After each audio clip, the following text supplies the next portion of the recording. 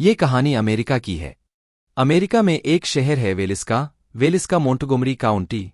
इसी काउंटी में एक जगह है आयोवा। किस्सा शुरू होता है साल 1912 को। एक शांत और छोटा शहर वेलिस्का की उस वक्त की आबादी महज 2500 लोगों की थी। शहर नया था और तेजी से विकसित भी हो रहा था। नए कारोबारी और उद्योगपति इस शहर में अपना बसेरा बना रहे थे। शहर के बीचों बीच से ट्रेन की पटरियां गुजरती थी, लिहाजा ट्रेनों के आने जाने का शोर ही शहर का इकलौता शोर था। इसके अलावा सारे शहर में सन्नाटा रहता था। इसी शहर की हद में एक कारोबारी परिवार भी रहता था, जिसे मूर फैमिली भी कहा जाता था। जो सिया मूर और सारा मूर पति पत्नी थे। उस वक्त जो की उम्र 45 साल की थी, जबकि सारा भी 39 की थी। जो और सारा के 4 बच्चे थे। सबसे बड़ा बच्चा 11 साल का था, जबकि सबसे छोटे बच्चे की उम्र 5 साल थी।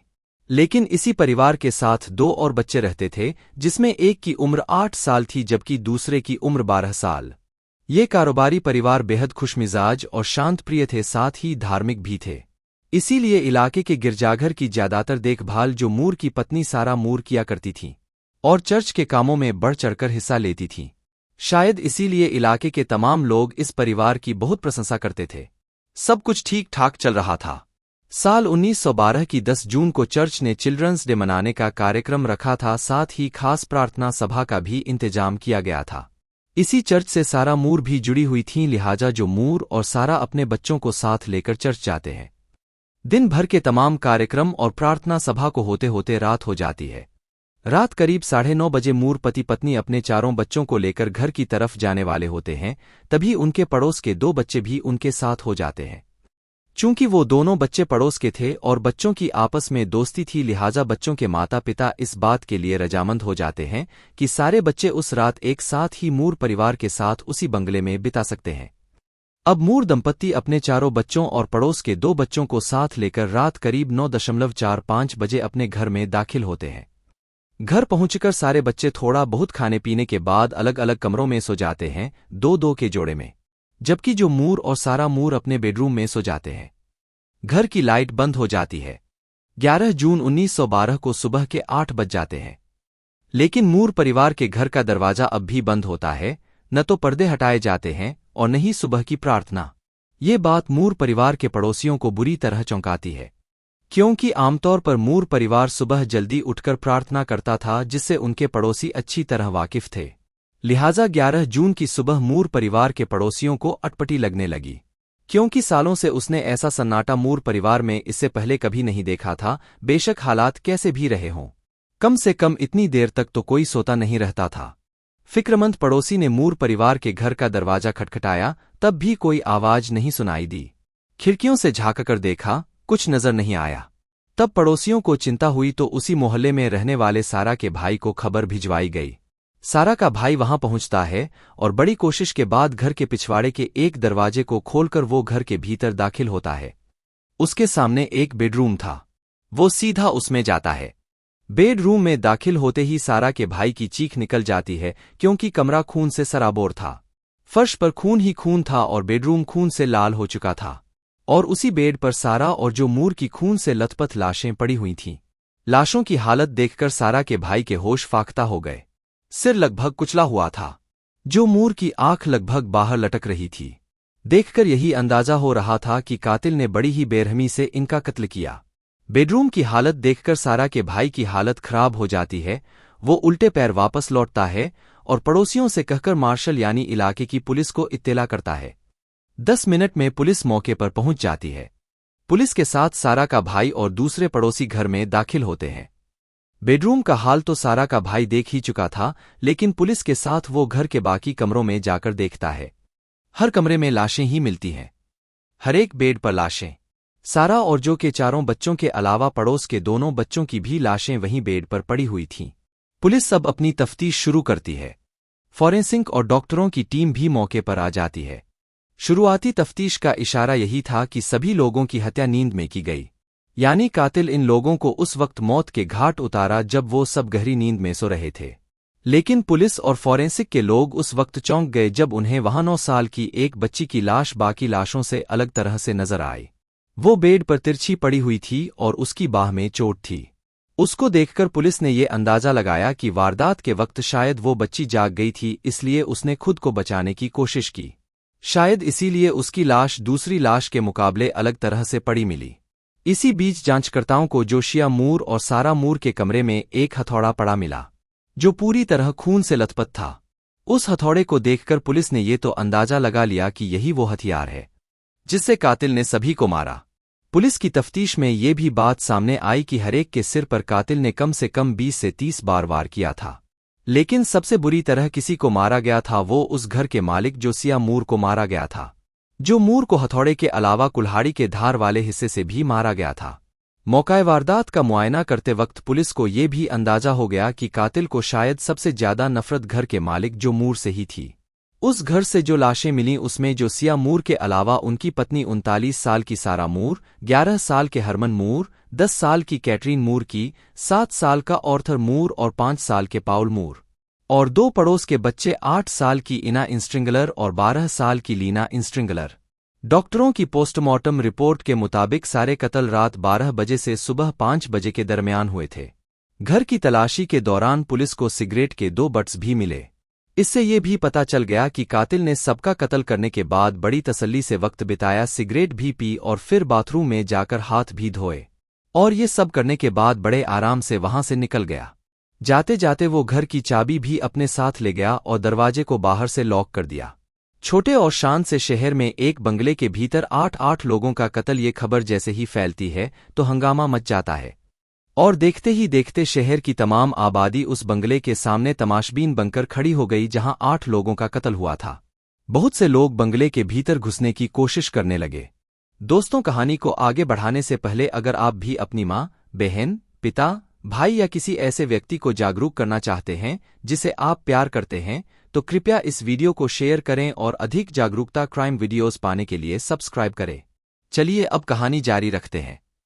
उस वक्त बंगले में एक फॉरेंसिक डॉक्टर भी मौजूद थे, नाम था डॉक्टर F.S. विलियम्स। बंगले के भीतर जाने को बेताब भीड़ को देखकर डॉक्टर विलियम्स ने भीड़ से कहा था कि तुम लोग बंगले के भीतर मत जाओ, क्योंकि अगर भीतर गए और वहां जो कुछ है उसे देखा तो यकीन जानो अपनी जिंदगी के आखिरी पल तक पछताते रहोगे। इसलिए मेरी बात मानो, मत देखो, मत जाओ। असल में भीतर लाशों की जो हालत थी, वहां का जो मंजर था, उसे देखने के बाद शायद ही कोई उसे अपनी जिंदगी में भुला सकता। बावजूद इसके कई लोग उस बंगले में दाखिल हुए, जिसकी वजह से बंगले के भीतर मौजूद सबूत और सुराग के अलावा कई जरूरी फिंगरप्रिंट और DNA जैसी चीजें खराब हो गईं, जिससे पुलिस के लिए मुश्किलें खड़ी हो गई, क्योंकि तफ्तीश के लिए जरूरी सुराग मिट गए थे। पुलिस ने फिर भी अपनी तफ्तीश आगे बढ़ाई और पता लगाया कि वो कौन लोग हो सकते हैं जो हथौड़े से कत्ल तक कर सकते हैं। पुलिस ने 7-8 संदिग्धों की निशानदेही की। उनमें से एक शख्स तो ऐसा भी था जिसने कुछ अरसा पहले ही हथौड़े से अपनी बीवी, अपनी सास का कत्ल किया था, लेकिन तफ्तीश में पता चला कि उस रोज उसकी मौजूदगी ही वहां नहीं थी। एक और को भी पकड़ा, लेकिन वो भी उन कत्ल का मुलजिम नहीं बन सका। पुलिस ने हथौड़े से कत्ल करने के एंगल से खूब छानबीन की, लेकिन पुलिस को न कोई सबूत मिले और न ही कोई सुराग। पुलिस मूर फैमिली के साथ किसी की अदावत को भी साबित नहीं कर सकी। पुलिस को ये तो पक्का यकीन हो गया था कि जो कातिल था वो यहाँ सिर्फ और सिर्फ कत्ल के इरादे से ही आया था। लेकिन एक सवाल पुलिस को भी अखर रहा था कि अगर कातिल की दुश्मनी जो मूर से थी तो फिर उसने बच्चों को निशाना क्यों बनाया। पुलिस के पास किसी भी सवाल का कोई जवाब नहीं था। पुलिस ने जिन संदिग्धों को इस कत्ल के सिलसिले में पूछताछ के लिए पकड़ा था उनमें से एक था कैली, जो इस वारदात के बाद सबसे बड़ा संदिग्ध था पुलिस की नज़र में। उसकी वजह भी थी।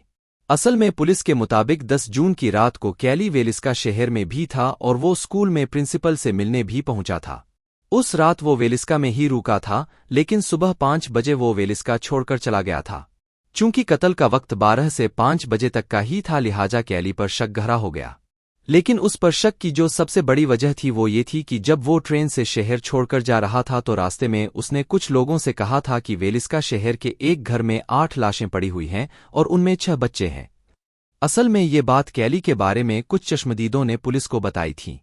यहाँ बड़ा सवाल खड़ा हुआ कि आखिर कैली को कैसे पता चला था कि मूर के बंगले में 8 लाशें पड़ी हैं और मरने वालों में 6 बच्चे हैं, और वो भी तब जबकि तब तक ये खबर न तो मीडिया में आई और न ही कहीं छपी। इसी सवाल के सहारे पुलिस ने कैली को तलाशना शुरू कर दिया और कैली पकड़ा गया। कैली के बारे में तफ्तीश के दौरान पुलिस को पता चला कि उसके खिलाफ महिलाओं से छेड़खानी के कई आरोप लग चुके हैं। कुछ लोगों के साथ आपत्तिजनक तस्वीरों को साझा करता था। तभी पुलिस को जांच में पता चला कि उसकी मानसिक हालत भी ठीक नहीं है और उसका इलाज भी चल रहा है। लेकिन पुलिस ने संदिग्ध को गिरफ्तार कर लिया। इत्तेफाक देखिए कि पुलिस के सामने कैली ने स्वीकार भी कर लिया कि उसने ही कत्ल किए थे, क्योंकि गॉड का हुक्म था। पुलिस ने जब बतौर कातिल कैली को अदालत में पेश किया तो साथ में उसकी मेंटल रिपोर्ट भी अदालत के सामने रखी गई। उसकी मानसिक हालत की रिपोर्ट देखने के बाद जूरी बट गई, क्योंकि जूरी के कुछ सदस्यों का कहना था कि संदिग्ध का इकबालिया बयान उसकी मानसिक हालत के मद्देनजर स्वीकार नहीं किया जा सकता। जूरी का फैसला हुआ और कैली बरी हो गया। बरी होने के बाद इधर पुलिस अपनी तफ्तीश करती रही और कैली के खिलाफ उसे सबूत और सुराग मिलते रहे। उधर कैली भी घूम घूम कर लोगों से कह रहा था कि कत्ल उसने ही किए हैं। लिहाजा पुलिस ने फिर कैली को पकड़ा और उसके खिलाफ मुकदमा फिर चलाया। लेकिन कैली की बहकी बहकी बातों और उसकी मेंटल रिपोर्ट ने जूरी को हैरान कर दिया और पुलिस अदालत में कोई ऐसा ठोस सबूत भी पेश नहीं कर सकी जो ये साबित कर सके कि कैली ने ही 8 लोगों की हत्या की। अदालत ने दूसरी बार कैली को बरी कर दिया। पुलिस ने 6 और संदिग्धों को पकड़ा, लेकिन किसी के भी खिलाफ पुख्ता सबूत न होने की वजह से उन्हें भी मुलजिम नहीं बनाया जा सका। वक्त गुजरता रहा, पुलिस की तफ्तीश चलती रही, लेकिन कत्ल की पहेली अनसुलझी ही बनी रही। उधर मूर फैमिली का वो बंगला और उससे जुड़े किस्सों की वजह से जमाने में घोस्ट बंगले के रूप में बदनाम हो गया। बरसों तक बंगला वीरान रहा। इस बंगले की कहानियां इस कदर मशहूर हुईं कि एक स्थिति ये आ गई कि लोग इसे दुनिया के सबसे डरावनी जगहों से एक करार देने लगे। घोस्ट बंगले के रूप में मशहूर होते ही इस बंगले को लेकर कई किस्से और कहानियां भी हवा में तैरने लगीं।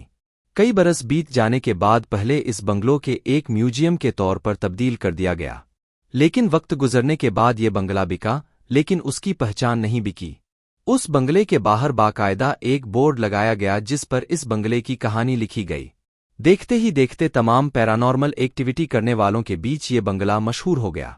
इस बंगले की डरावनी कहानियों और उनसे जुड़े किस्सों के बारे में सुनकर बंगले के मालिक ने इसे कमाई का जरिया बना लिया और बंगले को होटल में तब्दील कर दिया, जिसकी शर्त थी कि एक रात एक वक्त में सिर्फ 8 लोग ही यहां रुक सकते हैं, और वो भी अपनी जिम्मेदारी पर।